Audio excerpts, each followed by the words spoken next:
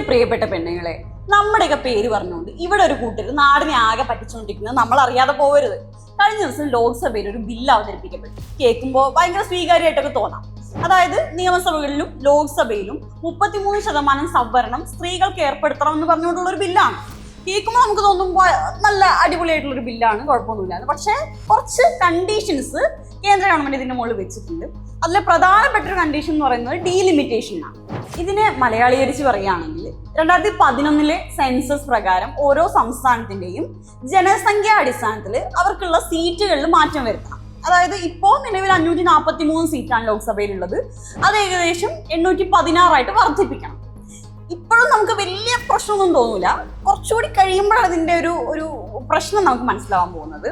അതായത് south Indian സ്റ്റേറ്റ്സിൽ comparatively population കുറവാണ്. അതായത് നാം 2 നമുക്ക് 2 എന്നൊക്കെ പറഞ്ഞിട്ടുള്ള കുടുംബാസൂത്രണ പദ്ധതികളൊക്കെ നമ്മൾ കേട്ടിട്ടുണ്ട്.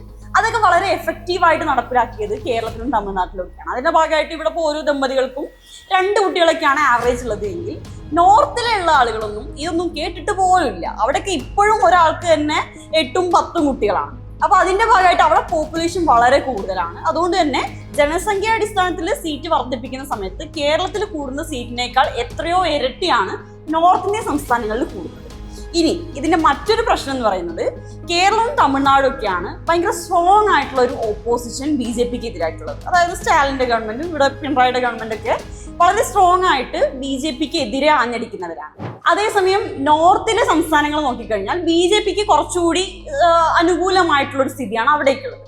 അപ്പൊ അതുകൊണ്ട് തന്നെ കേരളത്തിനെയും തമിഴ്നാടിനെയും കർണാടകയും പോലെയുള്ള തങ്ങൾക്ക് എതിരായിട്ടുള്ളവരെ എല്ലാം ഒന്ന് ഒഴിവാക്കിക്കൊണ്ട് തങ്ങൾക്ക് ഏറ്റവും സപ്പോർട്ട് കിട്ടുന്ന സംസ്ഥാനങ്ങളിൽ കൂടുതൽ സീറ്റ് നേടുകയും അതുവഴി എല്ലാ കാലത്തും ഭരണം ഉറപ്പിക്കാനും അതുപോലെ തന്നെ ഏത് ബില്ല് വെച്ചാലും അതൊക്കെ പാസ്സാക്കാനും ഒക്കെയുള്ള കേന്ദ്ര സർക്കാരിന്റെ ഒരു എളുപ്പ വഴിയാണ് ഈ പറയുന്ന ഡീലിമിറ്റേഷൻ എന്നർത്ഥം. അല്ലാതെ 2023 ഓൾറെഡി ഈ ഒരു 33% സംവരണം എന്നുള്ള ബില്ല് പാസ്സാക്കിയതാണ്. അത് എന്നേ ഈ കേന്ദ്ര സർക്കാർ നടപ്പിലാക്കായിരുന്നു. പക്ഷെ അന്നൊന്നും നടപ്പിലാക്കാതെ ഇത് ഇപ്പോഴത്തേക്ക് മാറ്റിയത് ഇവരുടെ ഇത്തരത്തിലുള്ള ചെറിയ കളികൾ കൂടി ഇടയിൽ നടത്താൻ വേണ്ടിയിട്ടാണ്. അല്ലാതെ ഇപ്പോൾ അവർ പറയുന്ന പോലെ ഓപ്പോസിഷൻ പാർട്ടീസ് എല്ലാം ചേർന്ന് സ്ത്രീകളെ അങ്ങ് വഞ്ചിച്ചു എന്നുള്ളതല്ല. കേന്ദ്ര സർക്കാരാണ് ഇവിടെ സ്ത്രീകളെ വഞ്ചിച്ചുകൊണ്ടിരിക്കുന്നത്. നമ്മുടെ പേരും പറഞ്ഞുകൊണ്ട് അങ്ങനെ പുട്ടടിക്കാൻ നിങ്ങൾ വിചാരിക്കേണ്ട.